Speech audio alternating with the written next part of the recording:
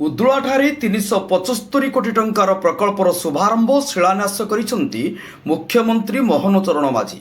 ପଞ୍ଚାୟତରାଜ ଓ ପାନୀୟ ଜଳ ବିଭାଗ ପକ୍ଷରୁ 100 କୋଟି ଟଙ୍କା ବିନିଯୋଗରେ 52 ଗୋଟି ପ୍ରକଳ୍ପର ଶୁଭୋଦ୍ଘାଟନ ହୋଇଛି। ପ୍ରାୟ 275 କୋଟି ଟଙ୍କା ବିନିଯୋଗରେ 106ଟି ପ୍ରକଳ୍ପର ଭିତ୍ତିପ୍ରସ୍ତର ସ୍ଥାପନ ହୋଇଛି।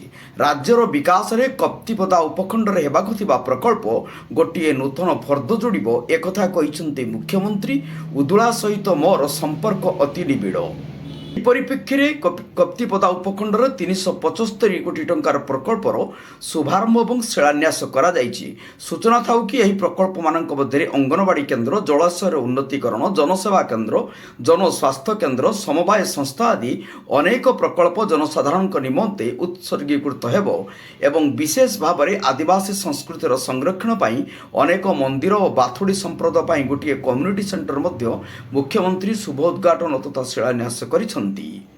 ଏହି କାର୍ଯ୍ୟକ୍ରମ ସମୟରେ ମୁଖ୍ୟମନ୍ତ୍ରୀଙ୍କ ସମେତ ରବିନାରାୟଣ ନାୟକ, ଉପସ୍ଥିତ ସମସ୍ତ ସାଂସଦ, ବିଧାୟକ, ଅଧିକାରୀ ଏବଂ ଜନସାଧାରଣ ମୟୂରଭଞ୍ଜ ମାଟିର ସନ୍ତାନ ତଥା କିମ୍ବଦନ୍ତୀ ଓଡ଼ିଆ ସିନେ ଅଭିନେତା ସ୍ୱର୍ଗତ ଉତ୍ତମ ମହାନ୍ତିଙ୍କ ଅମର ଆତ୍ମାର ସଦ୍ଗତି ନିମନ୍ତେ 1 ମିନିଟ୍ ନୀରବ ପ୍ରାର୍ଥନା କରି ଶ୍ରଦ୍ଧାଞ୍ଜଳି ଜଣାଇବା ସହ ମୁଖ୍ୟମନ୍ତ୍ରୀ ସ୍ୱର୍ଗତ ମହାନ୍ତିଙ୍କ ବିୟୋଗକୁ ରାଜ୍ୟର ତଥା ସିନେ ଜଗତର ଅପୂରଣୀୟ କ୍ଷତି ବୋଲି କହିଥିଲେ। ଏହି କାର୍ଯ୍ୟକ୍ରମରେ ଉଦୁଳା ବିଧାୟକ ଭାସ୍କର ମଢେଇ ସ୍ୱାଗତ ଭାଷଣ ଦେଇଥିବା ବେଳେ ମୟୂରଭଞ୍ଜ ଜିଲ୍ଲାପାଳ ଶ୍ରୀ ହେମନ୍ତକାନ୍ତ ସୟ ଧନ୍ୟବାଦ ଅର୍ପଣ କରିଥିଲେ। ବାରିପଦା ଉଦୁଳାରୁ ଗୌର ଦାସଗିରିଙ୍କ ରିପୋର୍ଟ, ଜନତା ଏକ୍ସପ୍ରେସ।